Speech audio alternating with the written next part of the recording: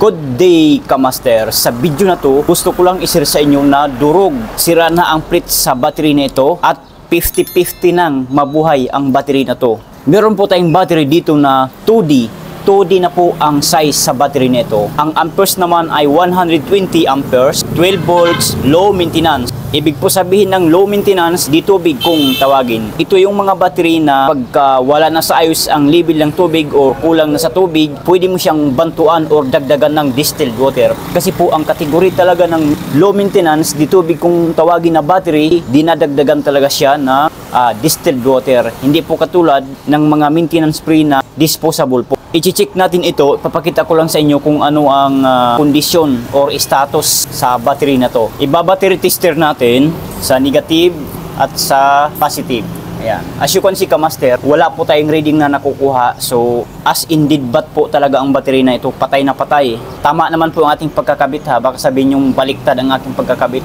Positive po yan, positive sign ng isang baterya. Ibig sabihin, ito ang positive ng baterya. Itong kulay pula na alligator na ating battery tester, yan po talaga kinakabit yan. Ito naman sa isa, plus sign ng isang baterya. Ibig sabihin, negative polarity po ito ng baterya. So, itong kulay itim na alligator clip ng ating battery tester, yan po talaga kinakabit yan. So, kung mapapansin natin, hindi po nagtuturn on ang ating battery tester. Itong tester na ito ay kusang nagtuturn on pag once na kinakabit na sa positive at negative polarity ng isang baterya. Kusa po itong nagtuturn on ha. Tandaan po natin, wala po itong switch on off.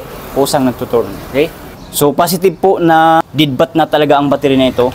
50-50 pa itong mabubuhay kung sakaling lalagyan natin ito ng distilled water or battery solution. So bubuksan natin itong 6 na takip para makita nyo lang.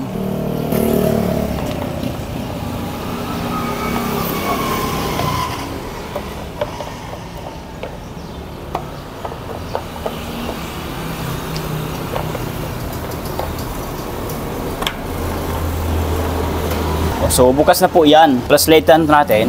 Ayan. Ayun. Possible na wala na po siyang tubig. Ayan. Naigahan or natutuyuan siya ng tubig. Ayan. Ganon din sa kabila. Wala ng tubig yan. Ganon din dito. Wala o. Pansin nyo naman po wala ng tubig. Ganon din dito. Walang tubig yan. Sa kabila. May konti pa siya. Ito ay wala na.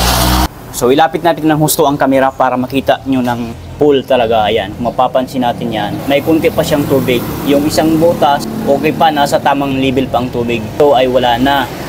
Ay dyan, wala na rin po yan. Ayan, dito wala na rin.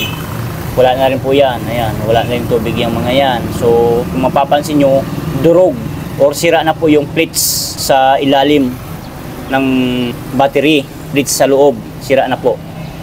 So yun. Pagka ganitong kondisyon sa baterya, 50-50 po na mabuhay ito kahit dagdagan pa natin ng battery solution. 50-50 na po mabubuhay yan. Try nating i-hydrometer. Ito po ang itsura ng hydrometer tester na kung saan panukat sa tubig ng battery. Yan, kung mapapansin natin, wala siyang tubig. Ayan. Mahigop, wala tayong masip-sip kahit anong pihit natin. Ganon din dito sa kabila, wala na po. Ayan, kung mapapansin nyo. Ganon din dito, wala na po. Wala na po siyang pag-asa. May isang butas siya na may laman. Ang sukat naman nito ay 11.50 or 1.150. Dito ay wala na po. So, all in po, 5 butas ang walang laman tubig.